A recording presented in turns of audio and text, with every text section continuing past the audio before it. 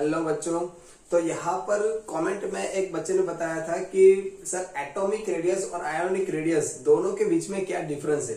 तो यहाँ पर मैं एटॉमिक रेडियस और आयोनिक रेडियस के बारे में बता रहा हूँ। चलो यहाँ पर देखो, सबसे पहले एटम यानी कि परमाणु किसको बोलते हैं समझो। इसको गुजराती में क्या बोलते हैं, परमाणुीय त्रिज्या और आयनीय त्रिज्या। समझो यहाँ पर एटम के बारे में बात करूं। सबसे पहले मैं बोल दूं यहाँ पर Na सोडियम। तो चलो Na सोडियम जो हमारा है एटम है, बराबर। समझो यहाँ पर तो इसका 11 नंबर है।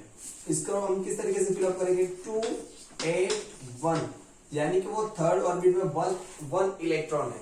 वो यहाँ पर जब इलेक्ट्रॉन 1 रिमूव करेगा तब वो बनेगा Na+1। क्या बनेगा, Na+1। तो ये जो Na था वो हमारा एटम है, और जो इलेक्ट्रॉन रिमूव करने के बाद वो जो आयन बना, पॉजिटिव आयन, उसकी जो रेडियस होगी उसको हम बोलते हैं आयोनिक रेडियस। और यहाँ पर जो हमारा एटम है उसको हम बोलते हैं एटॉमिक रेडियस। समझ में आ रहा है, नहीं समझ में आ रहा है। चलो यहाँ पर दूसरी बात करूं मैं, Cl+1 इलेक्ट्रॉन गेन करेगा, उसके बाद वो बनेगा Cl-1। क्या बनेगा, Cl-1। तो यहाँ पर Cl था, यानी कि यहाँ पर कोई चार्ज नहीं है, तो ये एटम है। और उसने जो इलेक्ट्रॉन गेन करने के बाद जो नेगेटिवली चार्ज बनाया, नेगेटिवली -1 आयन जो बना, उसको हम आयोनिक बोलेंगे। समझ में आ रहा है कि नहीं, आयन्स बोलेंगे। बट ये देखो यहाँ पर ये इलेक्ट्रॉन रिमूव किया, यानी कि वो पॉजिटिव आयन है। कौन सा आयन है, पॉजिटिव, यानी कि धन आयन है। और यहाँ पर कौन सा आयन है, नेगेटिव आयन है। तो जो हमारा एटम होता है उसमें से दो प्रकार के हमें आयन मिलते हैं, एक होता है पॉजिटिव और एक होता है नेगेटिव। जो हमारा एटम होता है उसकी जो रेडियस होती है उसको हम बोलते हैं एटॉमिक रेडियस, और जो हमारा दो आयन होता है पॉजिटिव और नेगेटिव, उसकी जो रेडियस होती है उसको हम बोलते हैं आयोनिक रेडियस। समझ में आ रहा है। चलो दोनों के अंदर क्या डिफरेंस है वो समझो। चलो डन। यहाँ पर ध्यान रखो, Na जो है उसकी थर्ड ऑर्बिट में इस तरीके से इलेक्ट्रॉन होगा, 1 2 या फिर थर्ड। समझ लो यहाँ पर Na में न्यूक्लियस में प्रोटॉन कितने होंगे, जिसका उसका एटॉमिक नंबर होता है वो मैं बेसिक में बता चुका हूँ। यानी कि हमारे पास 11 प्रोटॉन कहाँ पर है, न्यूक्लियस सेंटर में है 11 प्रोटॉन। उसके बाद वो फर्स्ट, सेकंड और थर्ड ऑर्बिट है। उसमें फर्स्ट ऑर्बिट में 2 इलेक्ट्रॉन हमारे आ गए। उसके बाद में जो 8 आने थे, 8 इलेक्ट्रॉन आ गए। उसके बाद में थर्ड ऑर्बिट में सिर्फ 1 इलेक्ट्रॉन है। तो इसकी एटॉमिक रेडियस यहां तक हो गई। समझो इसकी एटॉमिक रेडियस कहां तक होएगी, देखो ये जो Na है हमारा, वो Na की एटॉमिक रेडियस कहां तक हो गई, यहां तक हो गई इसकी एटॉमिक रेडियस। तो ये एटॉमिक रेडियस हो गई। इसके पास क्या था, देखो 11 प्रोटॉन था और 11 इलेक्ट्रॉन था। क्या था इसमें, 11 प्रोटॉन और कंपैरेटिवली 11 इलेक्ट्रॉन। बट यहाँ पे जो उसका आयन बना, तो आयन से क्या होता है, जो एटम में इलेक्ट्रॉन होते हैं उससे या तो इलेक्ट्रॉन बढ़ जाते हैं या तो इलेक्ट्रॉन डिक्रीज होते हैं।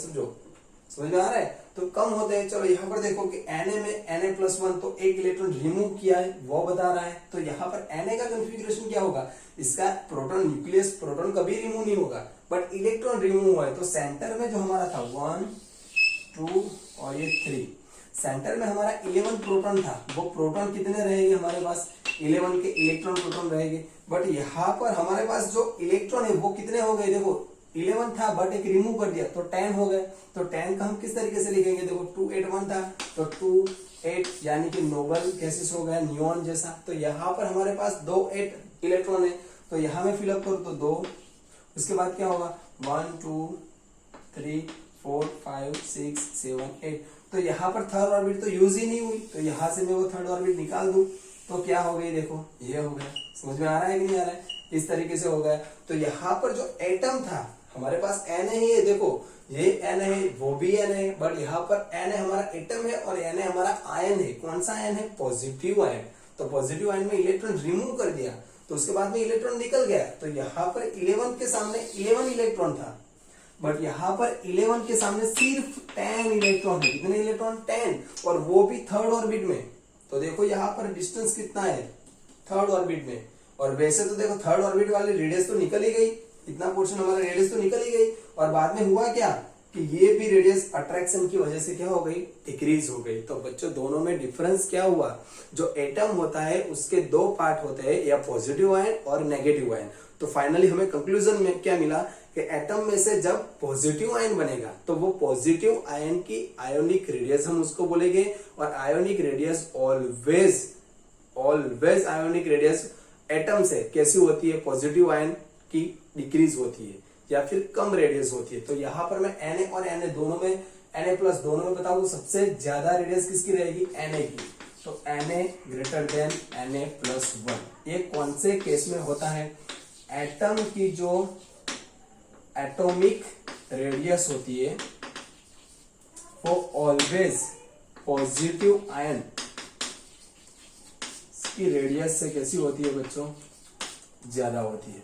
समझ में आ रहा है? चलो डन हो गया कि नहीं, ये आपको लिख लेना है बराबर। चलो उसके बाद कुछ एग्जांपल दूं। चलो यहाँ पर मैं Na और Na+1 का हो गया। चलो यहाँ पर नेगेटिव आयन की मैं बात करूं। चलो नेगेटिव आयन में हम बात करें, ये लिख लेना आपके एटॉमिक रेडियस जो होती है वो ऑलवेज पॉजिटिव आयन की जो रेडियस होती है, समझ में आ रहा है, उससे कैसी होती है, कम होती है। यानी कि जो मेटल होती है, मेटल है हमारे पास, मेटल का मेटालिक आयन, तो मेटालिक आयन की ऑलवेज कम होगी। चलो यहाँ पर ध्यान रखो और एक एग्जांपल बता दो आपको कि उसके बाद देखो कि हमें अभी पढ़ना है Mg। तो चलो Mg में 2 8 2 यहाँ पर 12 हो गया। तो मैग्नीशियम का यहाँ पर 1 2 3 यानी कि थर्ड तक आएगा। बट उसके बाद उसने बना दिया Mg+2, यहाँ पर 12 प्रोटॉन थे और 12 इलेक्ट्रॉन थे। समझ में आ रहा है? उसके बाद यहाँ पर देखो +2 का मतलब क्या हुआ, 2 इलेक्ट्रॉन रिलीज कर दिए, यानी कि 2 8 थर्ड ऑर्बिट आएगी ही नहीं। तो यहाँ पर फर्स्ट और सेकंड, और उसके बाद भी 12 प्रोटॉन के सामने इलेक्ट्रॉन कितने बचे, 10। तो यहाँ पर बच्चों एक प्रोटॉन इससे ज्यादा भी है। रेडियस देखो दोनों में सेम है, यहाँ पर भी सेकंड रेडियस थी, यानी कि सेकंड ऑर्बिट में इलेक्ट्रॉन आए थे, यहाँ पर भी सेकंड ऑर्बिट में आए थे। बट यहाँ पर न्यूक्लियस में 11 प्रोटॉन थे, बट यहाँ पर न्यूक्लियस में कितने प्रोटॉन है, 12। तो आप बचाओ, चलो 11 प्रोटॉन का अट्रैक्शन ज्यादा होगा या 12 प्रोटॉन का? तो बच्चों किसका अट्रैक्शन ज्यादा होगा, 12 का। तो यहाँ पर मैग्नीशियम Mg+2 आयन की रेडियस कैसी होगी, सबसे कम होगी। चलो समझ में आ रहा है? जैसे जैसे हम आगे बढ़ते जाएंगे इस तरीके से उसकी रेडियस कैसी होती जाएगी, डिक्रीज होती जाएगी। बट यहाँ पर मैं एटम और एटॉमिक रेडियस के बारे में बात करूं, यानी कि मैग्नीशियम और Mg+2 की बात करूं, तो हमारे पास मैग्नीशियम Mg है। चलो हमारा वो जो आयन बना वो कैसा आयन है, पॉजिटिव। तो ऑब्वियसली जो एटम है उसका पॉजिटिव आयन की रेडियस कैसी होगी, कम होगी। तो Mg और Mg+2, तो ये डिफरेंस होता है एटम और आयोनिक रेडियस के बारे में। चलो समझ में आ रहा है? उसके बाद चलो नेगेटिव की बात करते हैं। तो नेगेटिव में क्या है, देखो हमारे पास एग्जांपल मानो कि Cl ले लिया मैंने, Cl+1 इलेक्ट्रॉन गेन करेगा और Cl-1 बनेगा। तो यहाँ पर Cl जो है एटम है हमारा, परमाणु है, यानी कि उसको एटॉमिक रेडियस परमाणु त्रिज्या बोला जाएगा। बट यहाँ पर आयन में कन्वर्ट हो चुका है तो इसको हम बोलेंगे आयोनिक रेडियस, यानी कि आयनीय त्रिज्या। बट यहाँ पर नेगेटिव आयन है, ऋण आयन है हमारे पास, तो उसमें क्या होता है, देखो यहाँ पर ध्यान रखो फटाफट। 17 इलेक्ट्रॉन हो गए, उसका एटॉमिक नंबर है 17, यानी कि 17 इलेक्ट्रॉन 17 प्रोटॉन। यहाँ पर 2 8 7 हम इस तरीके से थर्ड ऑर्बिट तक फिलअप करेंगे, यानी कि 1 2 और ये हमारे पास थर्ड। यहाँ पर 17 प्रोटॉन आ जाएंगे, इसमें 2 इलेक्ट्रॉन यहाँ पर, और यहाँ पर कितने आएंगे, देखो 8 इलेक्ट्रॉन आने हैं, यहाँ पर 8 आ गए। उसके बाद में 7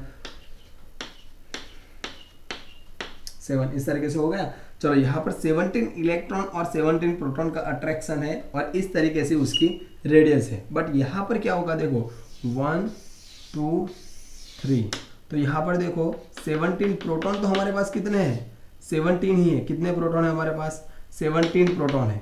जितने प्रोटॉन इसमें है उतने ही प्रोटॉन इसमें। बट मैंने बताया कि दोनों में इलेक्ट्रॉन का डिफरेंस किस तरीके से होता है, देखो तो यहाँ पर 2 इलेक्ट्रॉन हो गए, यहाँ पर फर्स्ट ऑर्बिट में 2 इलेक्ट्रॉन मैंने रख दिए। उसके बाद 8 वैसे का वैसा ही रहेगा 8।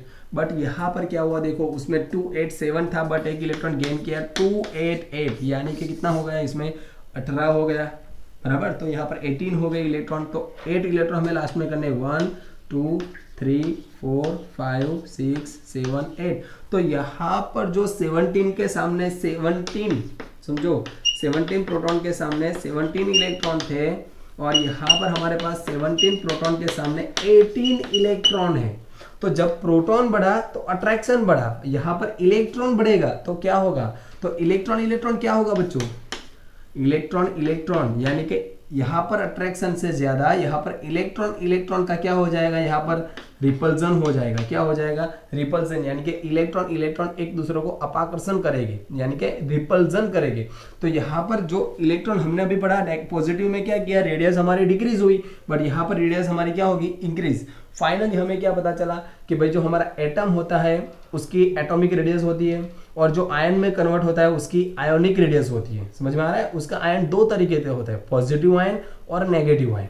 तो यहाँ पर पॉजिटिव आयन में क्या होता है, उसकी एटम से एटॉमिक रेडियस कम होती है, आयोनिक रेडियस कम होती है, और जो हमारा एटम होता है उसकी नेगेटिव होती है, वो ज़्यादा होती है। तो यहाँ पर Cl और Cl माइनस दोनों में से किसकी ज़्यादा होगी, तो Cl ऑलवेज उसकी कम रहेगी और Cl माइनस की किसी रहेगी, यहाँ पर सबसे ज़्यादा रहेगी। समझ में आ रहा है? Cl less than Cl minus 1। तो फाइनली क्या मिला हमें कि जो हमारा एटम था, समझो यहाँ पर जो एटम होता है यानी कि परमाणु, ये आपको ध्यान रखना है, ये दो तरीके के आयन बनेगा, या तो पॉजिटिव आयन या तो नेगेटिव आयन। लिख लेना अच्छे से और इसको प्रैक्टिस करना बराबर। पॉजिटिव आयन जब बनेगा, क्या बनेगा वो, पॉजिटिव आयन, यानी कि पॉजिटिव आयोनिक रेडियस, तो इसकी रेडियस ऑलवेज पॉजिटिव की कैसी रहेगी, इससे कम रहेगी। और यहां पर जो नेगेटिव आयन बना उसकी आयोनिक रेडियस कैसी रहेगी, इससे हम ऑलवेज ज्यादा रहेगी। समझ में आ रहा है? कोई भी एग्जांपल ले लो, अब मैंने Ca ले लिया तो Ca किस में कन्वर्ट होगा, Ca+2, तो चलो Ca की ज्यादा होगी कि Ca+2 की, ऑलवेज Ca की ज्यादा होगी। समझ में आ रहा है? उसके बाद में कोई भी एग्जांपल ले लो S और S-2, तो यहाँ पर S की ज्यादा होगी, S-2 की ज्यादा होगी, तो यहाँ पर हम समझ सकते हैं कि S-2 की ज्यादा होगी। तो बच्चों ये था मेरा एटॉमिक और आयोनिक रेडियस का टॉपिक, तो आप अच्छे से लर्न करो। और अगर आपको वैसे भी ऑर्डर ट्राई करने हो तो मैं यहाँ पर एक एग्जांपल दे देता हूँ, उसको आप कमेंट बॉक्स में उसका राइट आंसर बताना या फिर मुझे मैसेज कर देना बराबर। राइट आंसर आप कमेंट बॉक्स में बता दो, मैं वहाँ पे बता दूंगा आपको राइट क्या है और रॉन्ग क्या है। चलो यहाँ पर मैं एग्जांपल देता हूँ आपको, वो आपको बताना है।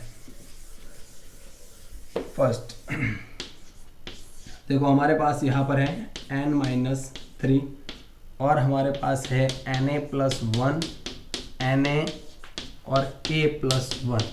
तो बच्चों ये जो मेरा ऑर्डर है, देखो यहाँ पर मैंने 4 यहाँ पर आपको आयन दिए है और उसमें एटम भी इंक्लूड है।